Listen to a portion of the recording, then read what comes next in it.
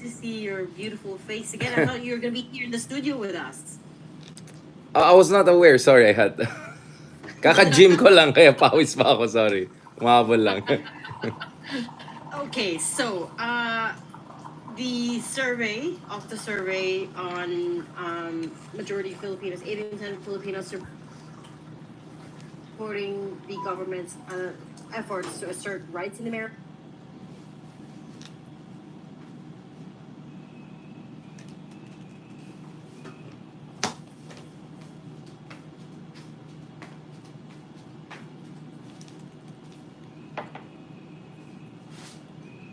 Can you get yung iPhone ko dun? Sorry. Hindi, yung iPhone, yung dalawang... I have to take the... Yung iPhone, ma. Yung dalawa sa ears ko. I'm sorry. Shucks.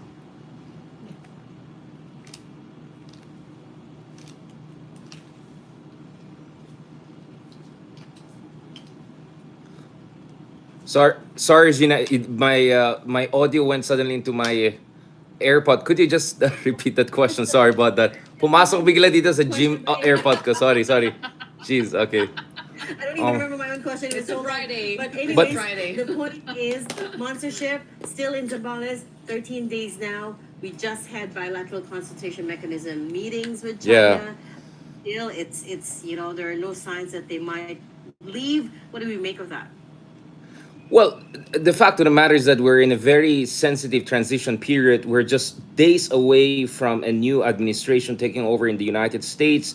We already had a couple of very entertaining, Senate confirmation hearings in the United States. It turns out that the incoming U.S. Defense Secretary is not very aware of ASEAN, but I'm sure he's aware of where the Philippines is in this part of the world. But from the statements we're hearing from top officials, whether it's Pete Hegseth for the defense secretary or it's Senator Marco Rubio for the Secretary of State, it looks like we're going to have a bunch of very China-focused folks taking over the top two positions when it comes to foreign defense policy of the second Trump administration. Let's just be honest. No one knows. Probably even Trump doesn't know what is he going to do. But the people are going to run his day-to-day foreign defense policy. Marco Rubio, Pete Hegseth, some of the folks we had even on our show, like Elbridge Colby, who will be the number two in terms of running policy in the Pentagon. All of these people are saying the U.S. has to focus on China. China is number one threat. And Marco Rubio also the other day was very clear. Senator Rubio was very clear that China should stop bullying part of U.S. allies and partners, whether it's Taiwan or U.S. treaty allies like the Philippines, and he has promised to double down on his on America's assistance to key allies, frontline allies like the Philippines. So when we're looking at the transition towards a new administration in the United States, I think everyone is trying to put forward their strongest essentially version. In the case of China, by putting their monster ship there, something that they do quite regularly every year. They're trying to remind everyone of who has the preponderance of force, who's the superpower in this part of the world, and essentially also intimidate our fellow ASEAN countries into some sort of diffidence. I was just in Kuala Lumpur for an ASEAN conference earlier this month, and to be honest, barely anyone discussed the South China Sea disputes. Barely anyone discussed ways to support the Philippines. The cliche that I kept on hearing, not only from Malaysian counterparts, but also from Thai and other regional counterparts, is we have to be neutral. We shouldn't choose between any of the superpowers. So when you have that situation, China wants to remind everyone who's the boss militarily in the South China Sea so that ASEAN also doesn't do anything significant. But on the part of the Philippines, we're also signaling that we're not backing out, that no matter who's the American president, we're going to continue what we have started under the Marcos administration, or some would say much earlier under the Ramos and the Pinoy administration, which is to hold the line and to make sure that we're not just going to allow China to have its way. And we're also signaling to the Trump administration that this is not about us just relying on Biden. We are more than happy to work with any of our key allies to make sure that China will not get its way. So it's signaling both on the part of China and also part of the Philippines ahead of the Trump administration taking shape in the coming days. Won't the aggressive stance of the upcoming administration also won't it drag us also into that conflict of two superpowers? We were talking about it. On one hand, we will get more support. It seems like it's going that way, but on the other hand, it might trigger more flashpoints in this arena. The West Philippine Sea might be a battleground for that. What do you make of, I mean, the level of aggressiveness of China? Are they preparing for the upcoming administration? Well, if you look at the top Chinese strategists, including a couple of them, Tong, for instance, Professor Tong from Shanghai, they have been saying that we're ready for another Trump. We already saw the first version of Trump. The second version will probably be a variation on the theme. So go on, be our guest. And of course, China has every reason to be confident because, yes, despite the fact that they have demographic dividend. Their economic growth is down to only 5% if we were to believe even their official numbers. The fact of the matter is that China's economy today is significantly larger than China's economy during the first Trump administration. And more importantly, China's military prowess and its technological prowess is significantly more advanced than when Trump was in charge of the United States. As you remember, over the past 3 or 4 years, China has conducted one of the most sophisticated and complex, massive multi-domain exercises around Taiwan. This was during the Biden administration in response to Nancy Pelosi's visit to Taiwan a few years ago. So this is a different version of China that Trump is going to deal with. So China is saying Trump is going to be Trump, but the China you're going to face is much more powerful. And to be fair, again, based on my own experience of dealing with fellow ASEAN countries, my own observation in Kuala Lumpur earlier this month, it looks like more and more countries in the region are also kind of seeing China as the inevitable hegemon or superpower in this part of the world. And they are also very doubtful about America's staying power, America's internal coherence, and also doubtful about whether Trump has what it takes to make America maintain its position as a predominant force in this part of the world. So clearly, China is doing all of this not from a position of dread, but from a position of confidence. And that's why it's important for the Philippines to also signal confidence and signal its investment in continuity of bilateral alliance cooperation as we deal with this marathon, which is the West Philippine Sea disputes. Rich, where Gretchen was coming from is that we were talking about this in previous days as well, because we carried the Marco Rubio sound bites from his confirmation hearing, and there's no other way to put it. His words were quite inflammatory, right? He said, for instance, and I quote, China lied and cheated its way to becoming a superpower. He said China was the most potent and dangerous adversary that the United States has ever faced. He is all for ramping up support for Taiwan, contrary to what Trump has suggested on the campaign trail. So I guess the question there would be, I wonder if you have any thoughts on whether or not that kind of rhetoric is going to worsen relations between the U.S. and China, and then in the process drag us along with it. Well, I mean, to be fair to Senator Marco Rubio, he also made certain statements about, he wants to make sure that there are guardrails there, including in terms of intra-Korean relations. He doesn't want war in Korea, among others. But the fact of the matter is that since 2015, since the end essentially of the Obama administration, whether you look at Trump 1.0, whether you look at the Biden administration and now the incoming Trump administration, there is a bipartisan consensus in the United States. This is not just a Republican MAGA thing. This is also a Democratic, more or less, position that China is the number one threat to America's global hegemony, primacy, leadership, whatever you want to call it. This is a position shared across the political spectrum, perhaps with the exception of the Bernie Sanders or the more progressive wing of the Democratic administration. So, in a sense, what Marco Rubio is saying is just a much more, I would say, spicy version of what we were already hearing under Democrats. So, for instance, under the Biden administration, if you listen to Sullivan, the National Security Advisor, Jake Sullivan, whether it's Blinken, the Secretary of State, and most importantly, the Pentagon Chief outgoing Secretary of Defense Lloyd Austin, all of them also made it clear that China is the number one challenge to the United States global primacy and also to rules-based order in this part of the world. So I won't make too much out of it, and my sense is the Chinese are also not making too much out of it. They just see continuity of what already began almost a decade ago. So from 2015 onwards, we see increasing bipartisan consensus on the need for U.S. to confront China. And there's this sense also, of course, among MAGA folks, among Republican folks, that China cheated the liberal international order, that they use globalization, trade, investment, access to Western technology, not only to beat American and Western companies in all sorts of different sectors, EV, artificial intelligence, 5G telecommunication, but also in the military realm. If you look at hypersonic missile systems, some of the new fighter jets that China is developing, the reading in the United States, especially among Republicans, is that a lot of that was because of technological theft, and a lot of that was because of technological transfer from the West to China, and that China weaponized essentially globalization for its own benefit.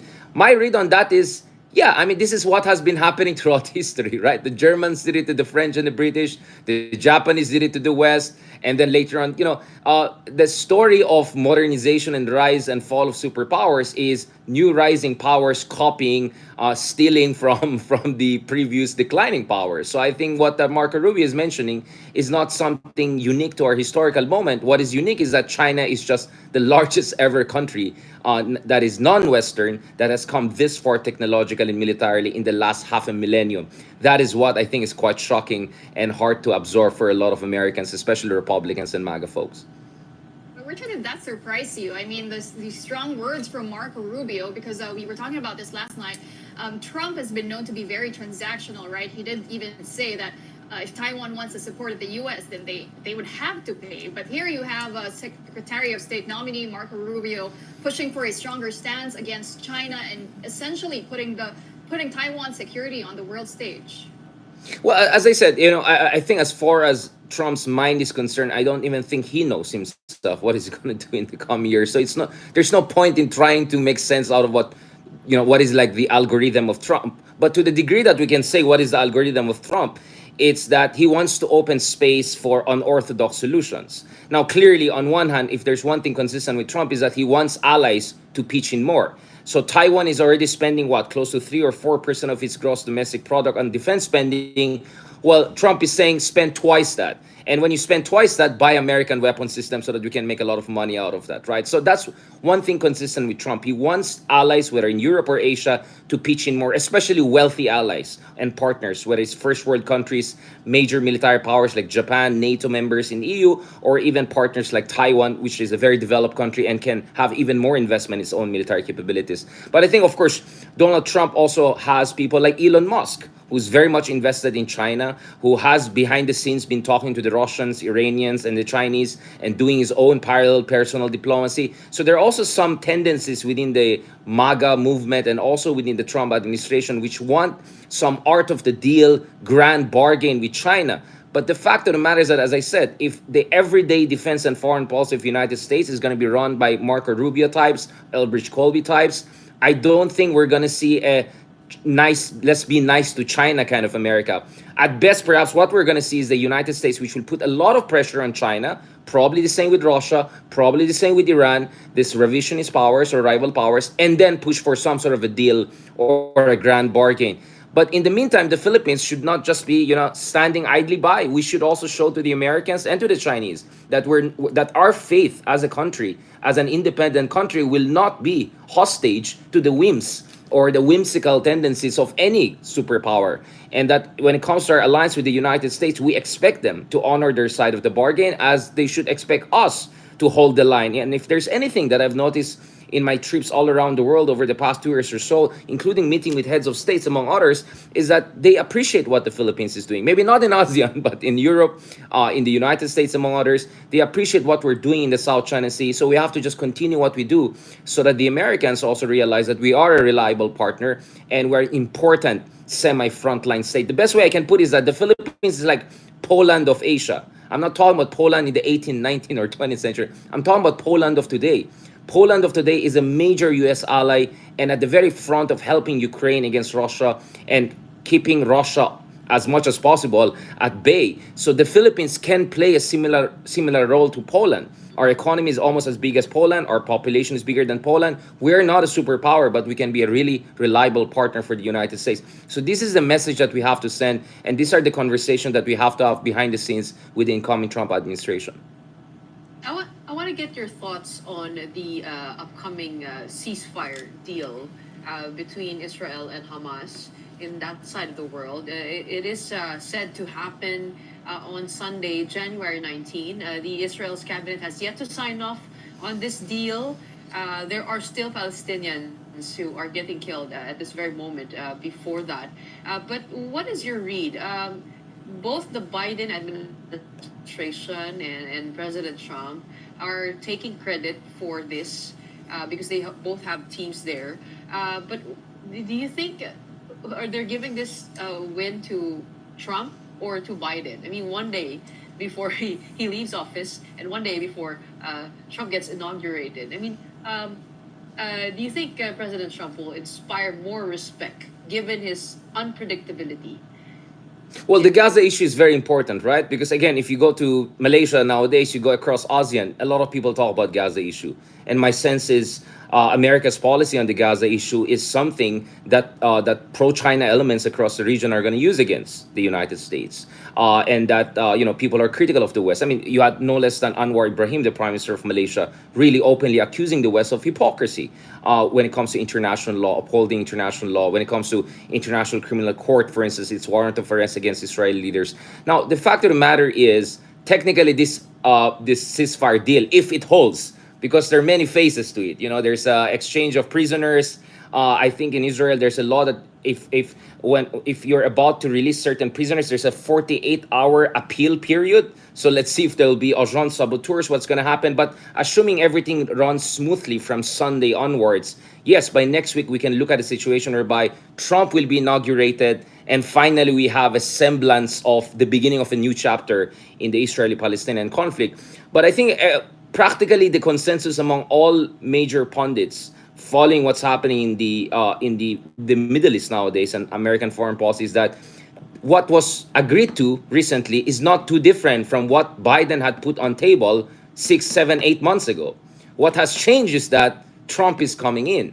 And we know that a few days ago, Trump sent a special envoy to meet the Israeli leadership, and that the special envoy of Donald Trump made it absolutely clear that Trump doesn't want this thing to continue. He wants some sort of stability. He knows, perhaps he realizes that the more this conflict continues in the Middle East, it's not going to be good for the United States. And of course, both Pete Hegseth and Marco Rubio also emphasize that the U.S. has to reorient its foreign policy towards China. How can they do that if the United States is constantly bogged down in conflicts in Ukraine, in the Middle East, and what have you? So to be honest, I think most people would say the credit goes to the Trump administration even before Trump taking over, because if there's one thing Trump is good at, is that he knows how to remind everyone, especially allies, dependent allies, who is the superpower in the room. And the critique of the Biden administration was that they were essentially diffident, that they were not very capable in telling allies and partners or reminding them who's the superpower, who's providing the weapon systems, right? And who's essentially the strategic patron there. So even people who are very critical of Trump are giving credit to him when it comes to this ceasefire deal, because it's honestly not too different from the one proposed 6, 7, 8 months ago. And yet now suddenly it's working because, well, of course, conditions have also changed. Israel's military adventures over the past few months, but it's also because Trump is coming in. Wow, I had to pause there for a second. Did I hear that right, Richard? You're giving Trump credit? I know. Oh, absolutely. I'm a fair man. Yeah. That's why I have many bashers, right? Because I'm never predictable. You are a very egalitarian man. Yeah. Yes, but This is my version of Trump. I'll come from unpredictable angles, right? is that right? But Pete Hegseth is still a bit of a wild card at this point. The fact that he does not know a single country in ASEAN. I mean, you talk about wanting to reorient U.S. foreign policy towards China, but how does that work if your Secretary of Defense doesn't even know, zilch about the Association of Southeast Asian Nations and the fact that, the Philippines is part of it and is a defense treaty ally to the United States? Well, I'm not going to go into history of Fox News getting maps wrong in the Middle East, right? So for a Fox News anchor, although Princeton graduate guy, to not know ASEAN, it's not the shocking thing. I think it's really also fault of ASEAN. I think in many ways what happened there is a symptom of the state of mind in Washington, D.C., which is ASEAN is so ineffectual in the mind of a lot of Americans. ASEAN is so diffident that a lot of people, including Fox News anchors turned defense secretary soon, don't even bother to know what is ASEAN, right? But obviously, if you say Philippines, of course Pete Hagsett knows what's Philippines. Obviously, Pete Hagsett would know about our treaty alliance and would know about the South China Sea dispute. So I think that was less a question of ignorance about the Philippines or Southeast Asia than United States not caring at all about Southeast Asia. So siguro kasalanan din ng ASEAN. I don't know, parang love, love, love na hindi na siniseryoso siguro ng kahit sino dyan. Not enough. Yeah, I mean, no, I'll be honest. Like behind the scenes in the West, most people don't take ASEAN seriously anymore. They used to. They really used to. Trump went to our ASEAN summit in 2017, but increasingly, Yeah. they're not paying attention. Kasi napagod na rin sila. Purong consensus-based, nothing Hardly a happens. consensus even on, yeah, hardly a consensus even to this day on important issues like the South China Sea, right? Yeah. So I would have been shocked if he didn't know about the Philippines or mutual defense treaty. I'm sure he knows about that, and I'm sure that his number two guys, the undersecretaries, more than enough know about this part of the world. The reason I say that is because I saw a lot of pro Duterte people online twisting that and saying, "See, Trump is gonna abandon Marcos because Hayaxet doesn't even know where is the Philippines." I said, "No, no, no, no. It's definitely not along those lines." Yeah. So we shouldn't read too much into it. If my co-anchors are done with the South China Sea issue, I wonder if we could shift gears for a second and talk about local politics. I mean, you know that I went away for many weeks, for 7 weeks to do a fellowship, and then also for the year and holidays. But I come back here, and the impeachment question is still hanging in the air. What is your take on where this is going? Nagtanggal siya ng best. Medyo umiinit ang I'll be quick because I can see your next guest coming in, a good friend of ours. Yeah. Well, I mean, you. Yes. You posted on your Facebook commenting on President Marcos's soundbite a while ago saying that it is not the right yes. time for impeachment, and sabi mo, ayan ka na naman. No, I just said BBM strikes again. So like, no, I mean my point is, of course, BBM has every reason to distance himself from what's happening in Congress, especially if his cousin Martin Romualdez is looking over shoulders, literally. If you look at the video, kanina of his interview, of course, this is supposed to be in the spirit of checks and balances, separation of powers, independence of the Congress, and obviously, of course, with the INC massive rally. I just don't know how they arrive at 861, 1,287,000. Like, hindi ko know how they calculated the exact number, but it was big enough. I think it was big enough for BBM not to openly endorse an impeachment against Sara Duterte. But was the INC peace rally big enough for BBM behind the scenes not to support an impeachment, for some of the folks in the Congress not to support it? I don't think so. I think as we speak right now, from what I understand, I cannot say more, but from what I understand, ang conversation ngayon is tactics. Are we going to do the impeachment, essentially the trial now and then have the vote after elections? Are we going to wait for the next Congress to get the ball rolling? One of the proposals is you kind of do a hybrid. So you do the trial right now in the Congress and then in the Senate. And then once a new Senate comes in that for some, preferably is not so much filled with pro-Duterte people, then you can isolate the pro-Duterte people like Robin Hood Padilla, among others, and then you can get sufficient numbers. So there's some debate. And then there's some people are saying, this is not about numbers, this is about principles, you just have to do what you have to do. Siguro, ang worst case scenario for some of the progressive people is that, ang fear nila dito is, nagpagamit sila. Because if you look at all the impeachment so far, the 3 impeachment complaints, it's all from genuine opposition folks. Akbayan, Makabayan, whatever. And so far, we're still waiting for the 4th version, and we're still waiting for the traditional politicians and the leadership in the Senate and Congress to make the move. So some people are also fearing that maybe some progressive went too excited against the Dutertes, and that they're going to be left essentially holding the empty bag at the end of the day. So that's why some people are very disappointed with these statements from President Marcos Jr. in as much as they know Marcos Jr. at least performatively has to project some sort of independence and distance from it. So maging mainit-init ito. But from what I understand, tuloy ang impeachment. It's just a question of mechanics and sequencing and the exact time they want to have the vote. Is it under the current Congress? Is it current Congress right after election before the next Congress comes in, or immediately when the next Congress starts? Each of these scenario have their pros and cons, and each of these scenario are essentially indeterminate, meaning no one can say for sure if this will succeed. Maybe What is this for is sure is that Sarah's numbers are really, really down. If you look at the SWS survey, her numbers are really, really low. Massive drop in her numbers. Her net approval ratings are just over 20%. Okta survey, which I looked at yesterday, actually is even worse. Sarah's net approval rating is double digit below that of Marcos. So she has far more disapproval than Marcos. At the same time, her approval is around 48% versus 65% for Marcos. So Marcos is not doing fantastic compared to Duterte or Aquino. But Sara Duterte, considering how high she started, she's finding herself in a very, very vulnerable position. So even if she may get saved, meaning no impeachment will happen, her political capital is diminishing significantly, and that will have ramifications for her plans if ever she wants to run in 2028 for the highest office.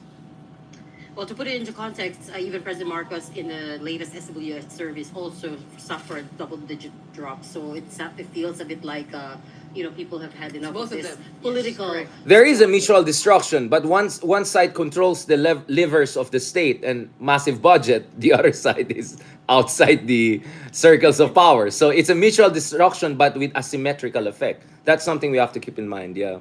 Very good point. We're gonna have to leave that there for now. Always a pleasure talking to you. That's our resident geopolitical analyst, Richard Hidarin. Thanks for your time tonight. Salamat. Thank you very much. All right, we're gonna take a quick break, but up next, we speak. to Sorry, DFA Ambassador De Vega. Secretary Madaldal Vega ako. for the Go ahead, latest sir. on wildfires Good to see you, in Los Bob. Angeles and how displaced Filipinos are holding up there. Stay with us. Salamat here po. Thank you on very One much. News. Thank you po. Okay, guys. Okay. Ito. Balik tayo. Let me just do this. Sorry na itong internet natin. No, I want to have some serious discussion actually on the impeachment issue. Conscious lang ako kasi andun yung kaibigan natin si Ambassador De Vega. I'm sure he has a lot to say on yung kalagayan ng ating mga OFWs with the impending ceasefire in Gaza, God willing. So I didn't want to talk too much, but ang daming tanong at saka maganda yung mga tanong eh. Let me just go back to this, guys. Pag-usapan natin ng sandali kasi mahalaga itong issue na ito. I'll just keep this short. Biglang po. Gulo. Alright, let me put it this way. Sorry.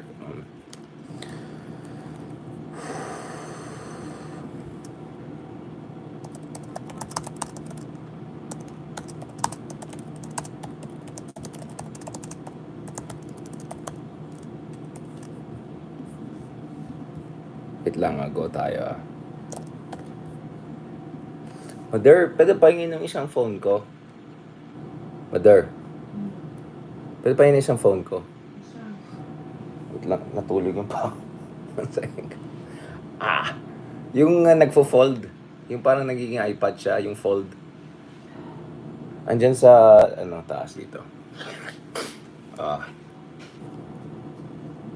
Sarah G. Sarah Geronimo.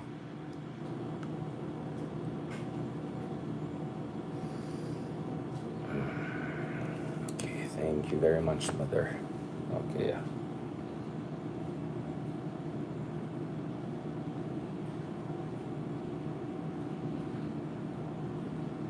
Go tayo. One second.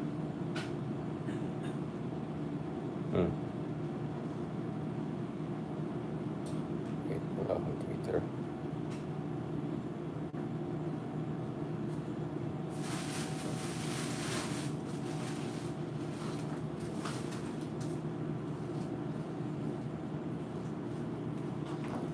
Sarah all. Sarah all. Gana tayo. Intermission. Sarah all. Sarah all. Ayan. Okay. Okay. Tinding to.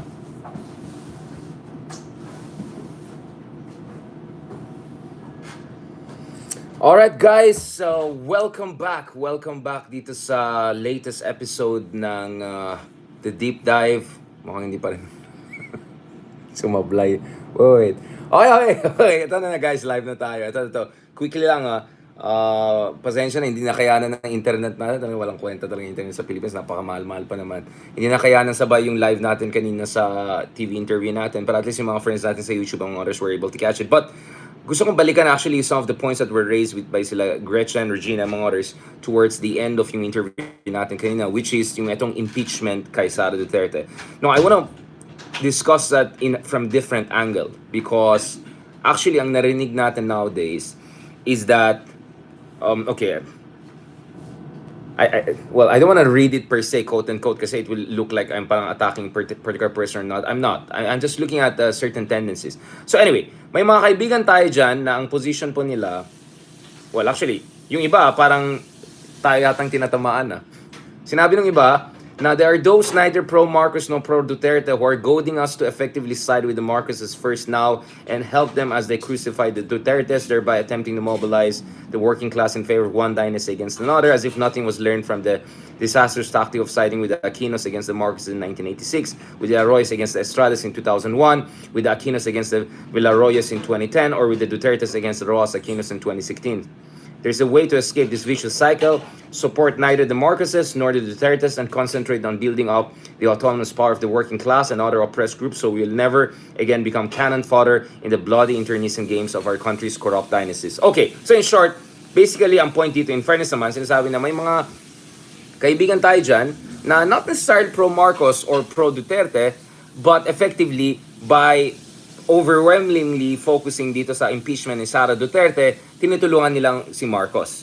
And that itong mga tao na to mukhang walang natutunan sa ating kasaysayan because in fairness, and we had a very extensive discussion with Dr. Joseph Scales dito sa podcast natin about, very dark history of progressives in the Philippines, including people from the far left siding with Villarroyo, siding with Arroyo, siding with different trapos, and then ending up holding the empty bag. And of course, the most dramatic case was when some of the far left or progressive folks, depending on how you want to classify them, were actually also not only supporting of Digong when he ran for presidency in 2016, but actually were also very much part of his cabinet. At least 2 or 3 early members of Digong's cabinet were in one way or another associated with the far left or communist movements in the Philippines, no? So, yun po yung konteksto siguro ng intervention nito na sana matututo tayo sa ating kasaysayan because every time yung mga progresibo ay tumulong sa mga traditional politicians, trapos, dynasties, they ended up not only being the losers, meaning nagpagamit sila, actually they end up also undermining political left, undermining progressive alternatives, and also undermining prospects for a democratic transformation or a democratic break. And in a way, also ending up as unwitting enablers of a broken political system. Okay, when it comes to that critique, again, as I said, we already had Joseph Scales on this show, who I think most eloquently has written on this issue. The temptation of the left making a deal with the so-called lesser evil, and then ending up, the losers ending up being cheated, ending up essentially enabling a broken system. Nagigets ko po yan. Parati natin narinig itong mga ganitong kritisismo whenever pinag-usapan natin saan pa tayo dapat mag-focus. Kaya ako, the term I rather use is not lesser evil, but greater evil, right? Sino bang mas threat sa ating demokrasya, or at least ang aspiration natin for constitutional democracy, right? And along those lines, of course, I said if there's one thing that is worse than corruption is EJK. And not only 100, 200, well, there's never only, but we're talking about tens of thousands of extrajudicial killings. And we're not only talking about, for instance, crimes against the Filipino people, but also crimes against the Philippine state in terms of gentleman's agreement with China, among other things. So that's why I consciously adopted the greater evil, essentially, argument. But I'm sure it could be easily dismissed as semantics lang yan, Richard. Now, I want to go back to this because I think this is a very legitimate concern. And kaya nga sabi ko, natutuwa ako na meron tayong oportunidad to exchange views with friends across the political spectrum, including friends who also have very similar visions for the Philippines, vision of a more progressive Philippines, more democratic Philippines, nas malinis na bansa, na mga kaibigan natin na lumalaban sa corruption. And so, for instance, I really appreciated yung conversation natin with Cello Magno the other day, and it was very constructive, very helpful, because it pushed me to explore some of the underdeveloped sides of the argument. Yes, I think it is indeed a serious concern na, and that's why I want to go back itong dito kanina, yung may sinasabi na naman si BBM, and actually yung sinabi ni BBM only reinforce itong concern ko, which I'll discuss very shortly, which effectively is this idea na baka at the end of the day, it's not only a question of the well-meaning people siding with Marcos, but also the well-meaning people who are not siding with Marcos may end up also as political losers, because parang nangyari dito is maybe Marcos is just outsourcing it to the progressives to do the hard job of taking on the Dutertes. But anyway, I just want to go back to this kasi ito yung speech ni BBM kanina, I sorry, press. But so there is a consequence to, there will be a precedence, and it will be very problematic. But but I still think that now, even if Congress is mandated to process this, Congress doesn't have, the House doesn't have a choice, and the Senate doesn't have a choice once these impeachment complaints are filed. But I don't think that now is the time to go through that. So, paubayan na muna natin sa ating... Total, as a practical matter, papasok na tayo sa campaign period. Wala ng congressman, wala ng senador dahil nangangampanya na sila. Hindi tayo makakapagbuo ng... Tingnan mo yung mukha ni Martin Romualdez sa so, as a likod. practical matter, the timing is... As a practical matter, sabi na the timing is essentially off. Parang hindi mag-work yan. In short, and once again, our great president poured ice-cold water on this issue. Yay! I know. Sasabihin na naman yung iba dyan. Richard, this is a Machiavellian subterfuge. He's trying to distance himself. Of course, he has to put up this image of separation of powers, checks and balances. Yeah. But of course, his cousin was just right behind him. Yeah, I get it. And of course, with the INC rally, whatever, peace rally, of course, probably there's even more reason for BBM to kind of distance himself from something that could trigger civil strife or gets ko yan. Alam mo, lahat ng arguments na naisip na natin yan, okay? What I'm saying is that let's just push the boundaries of the argument further. Now, what was the context? Again, ulitin natin. Consequence to, there will be a precedence, and it will be Ang gulo, parang there'll be a precedence. Okay. But I still think that now, even if Congress is mandated to process this, Congress doesn't have, the House doesn't have a choice, and the Senate doesn't have a choice once this impeachment.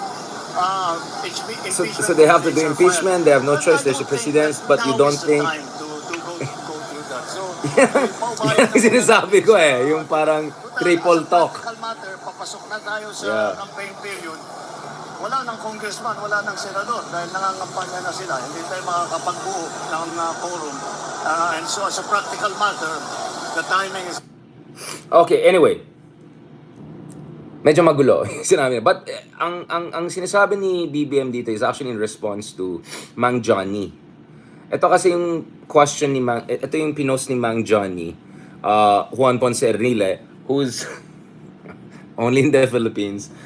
Yung dating defense secretary ng tatay niya na tumaksil sa kanyang sa tatay at pinatanggal sila sa puwersa noong 1996. Ngayon naman chief legal advisor ni BBM. So, ganito ang buhay sa Pilipinas. Everything weather lang, as Era put it. Ito yung sinabi ni Juan Ponce Enrile, no, in response dun sa INC rally, and of course in relation dito sa impeachment complaints laban kay Sara Duterte. There is a bigger question, sabi niya. Can the INC, I can't believe I'm discussing Enrile, but we have to because this is an interesting take.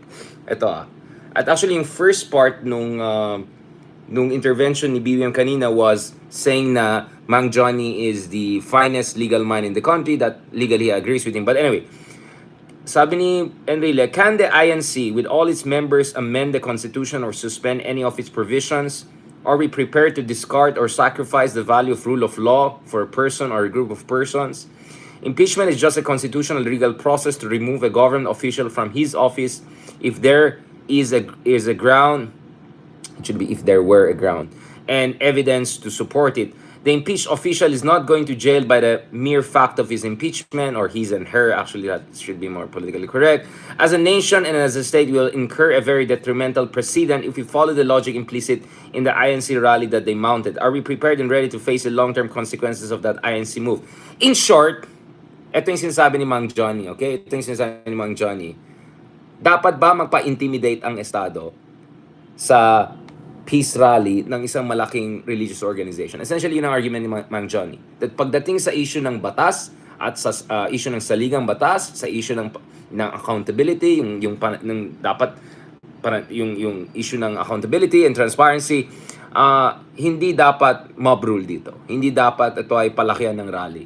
Dapat ang what should prevail here is the constitutional principle. Obviously, we can have a long conversation with Mang Johnny talking about rule of law and all of those things, but okay, whatever.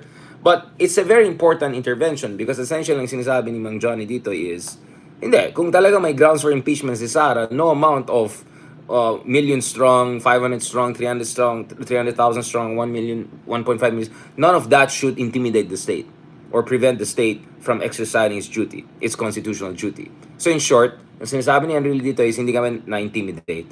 Dapat tuloy lang itong impeachment na yan. Of course, it's a Mang Johnny way of putting it, but basically we know the message. Because I think everyone also knew what was the message of the INC rally despite saying na it were a peace rally. Mang Johnny is also saying, okay, if yung mensahe nyo is marami kami, supporters ni Sara, kaya ano lang, ang sinasabi ni Johnny is that's not how things should work in a constitutional democracy.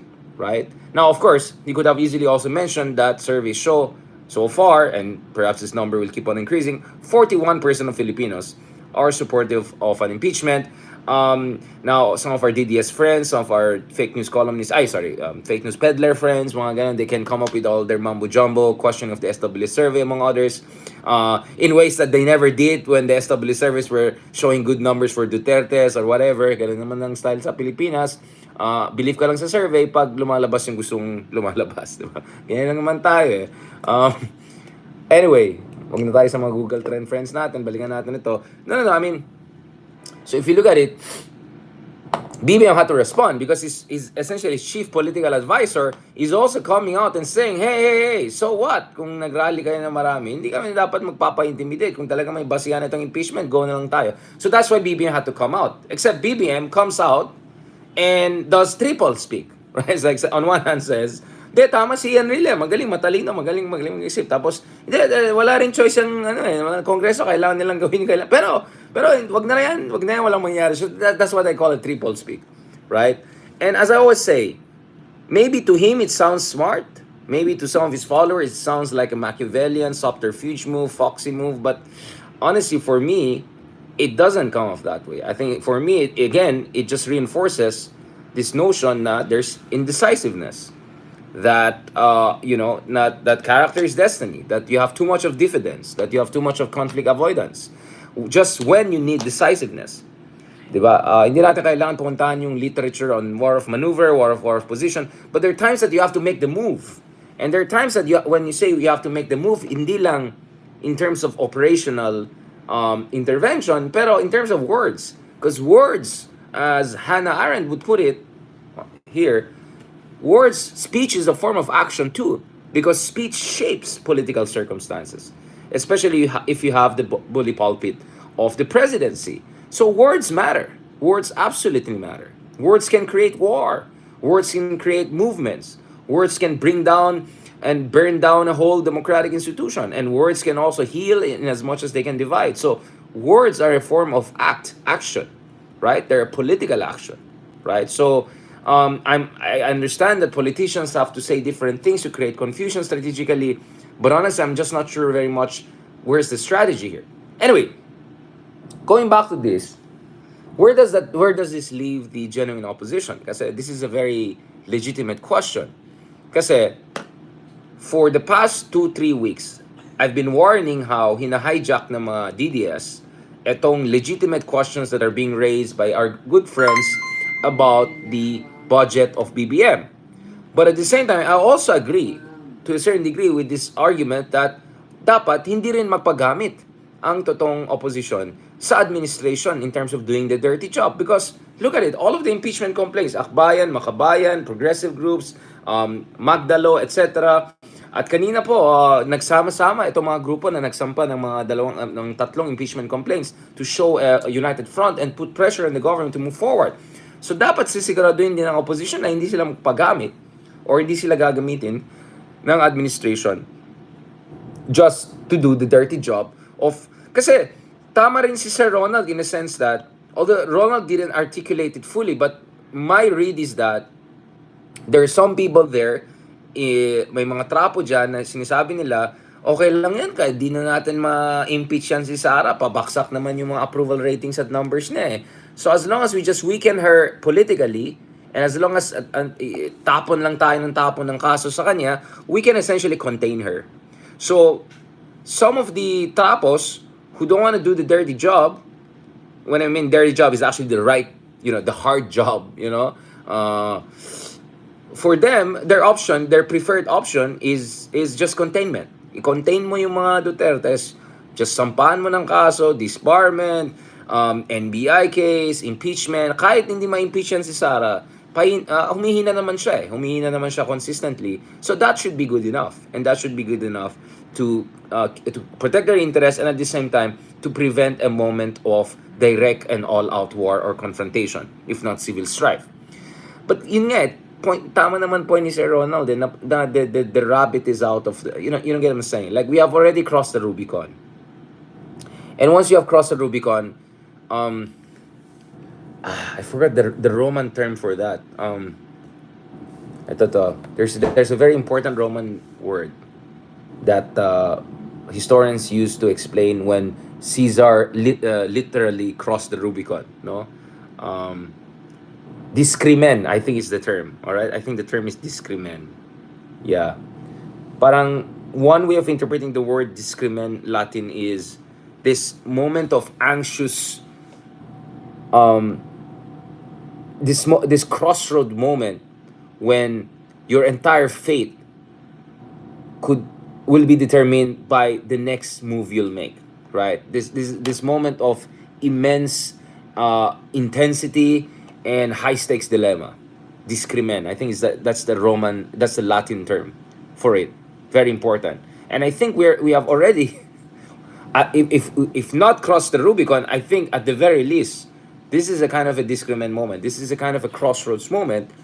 So what you don't want here is nag-outsource lang yung admin ng dirty job sa mga progressives at sa mga tunay na opposition laban sa mga Dutertes. Now, having said all of those things, let me reiterate yung fundamental argument ko dito. And actually, I posted something about that kanina. So, as much as I acknowledge these legitimate concerns raised from some of our good friends, a lot of them progressives, a lot of them very, very progressive, I do sincerely still believe that the greater evil argument applies here.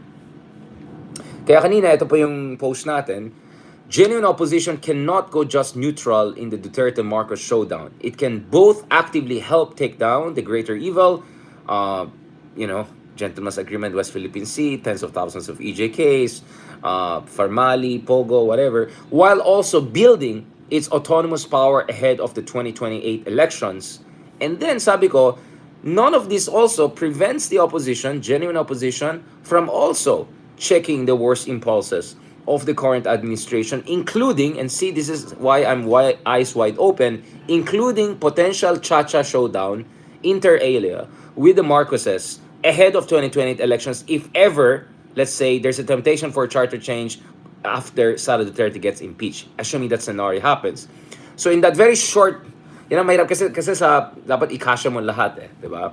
But nevertheless, I said this, things are not mutually exclusive. This is very important.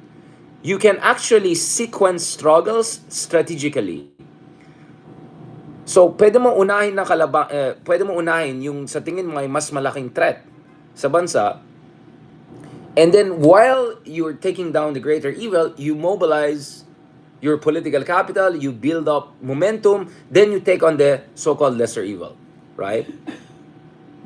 So actually hindi esto this is not mutually exclusive. I don't believe that. I think you can build an autonomous power for the opposition while you're doing this sequential struggle.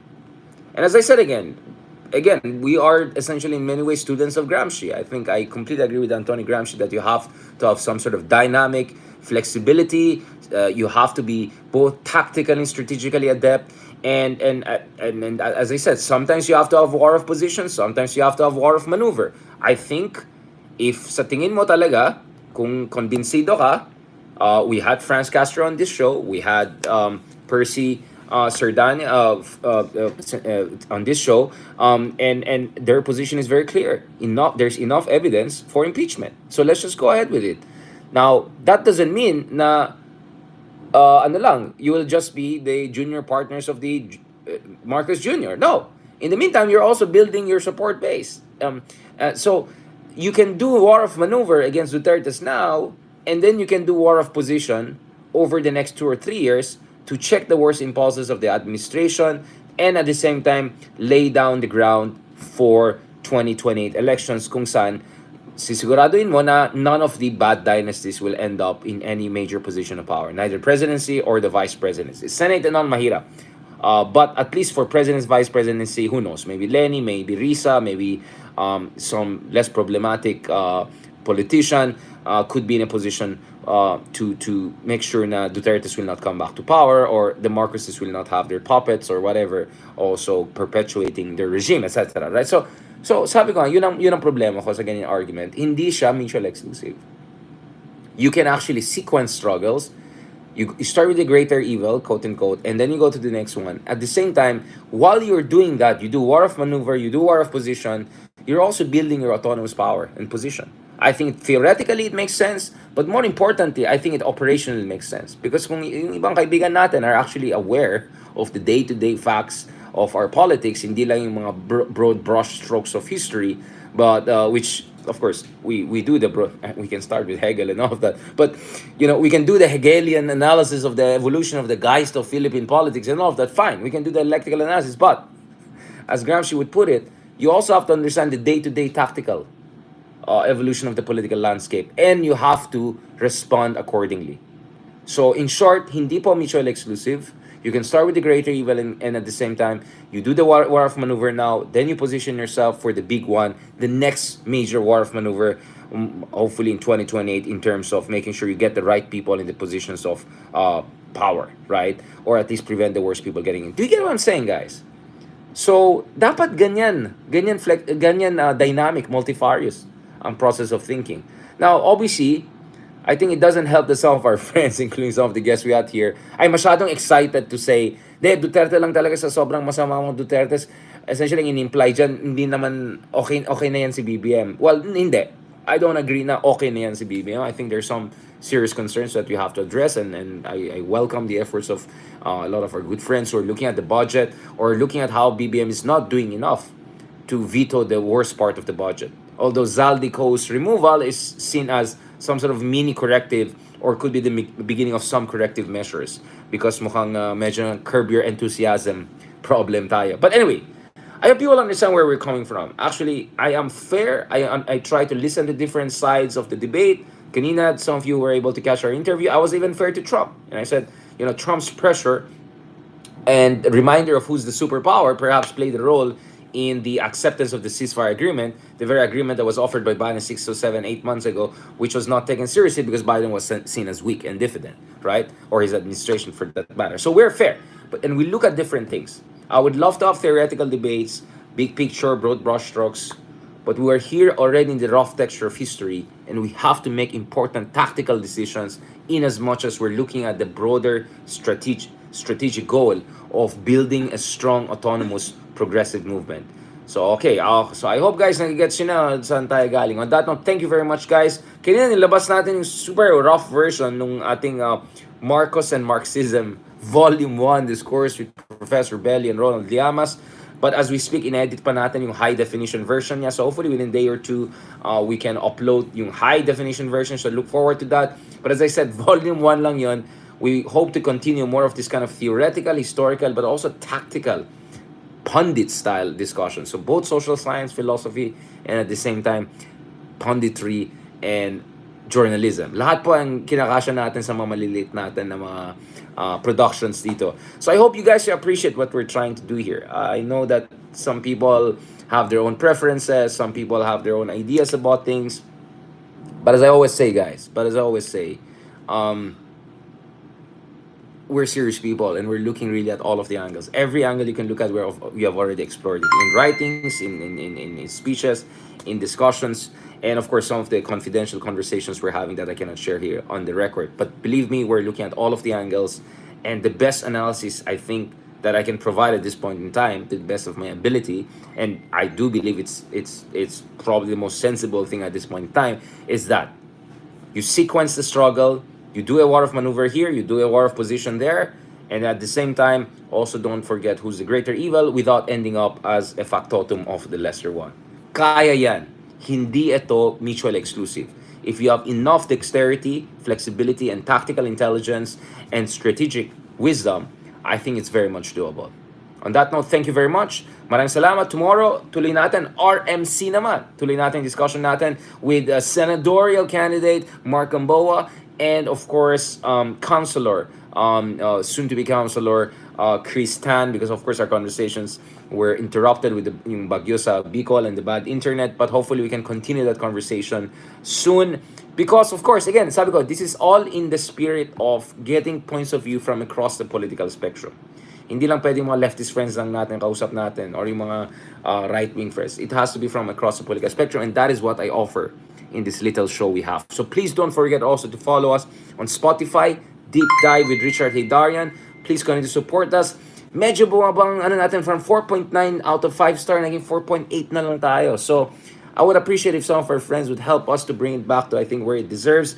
May hater pala tayo sa Apple Podcast. May nagbigay ng para binaba yung rankings lang natin. Parang as if naman. But anyways, just so that this pathetic type of people and haters don't have their way, feel free also to rate us if you think we deserve the highest rating, also on Apple Podcast, para tuloy-tuloy yung momentum natin. Because whether we like it or not, unfortunately, that's how the algorithm works on podcast, on Spotify, on social media. The higher rating, things get better recommended. But don't worry, tuloy-tuloy lang ito. At more conversations are in the pipeline. Also, as I mentioned dun sa Marcos and Marxism discussion natin, God willing, we're hoping to launch a new series of discussions. Ito yung podcast series na Changemakers, kung saan we're hoping to talk to 12 of the leading changemakers in Philippines ahead of the 2025 elections, or actually through the 2025 elections. Ito yung mga tao at the local government level, at the national level, essentially from Rizal Tiveros to Vico Soto, whoever, na tumutulong sa atin to finally bring about a transformed and a progressive form of Philippine Democratic Republic. Salamat, God bless, and talk to you soon. Thank you very much.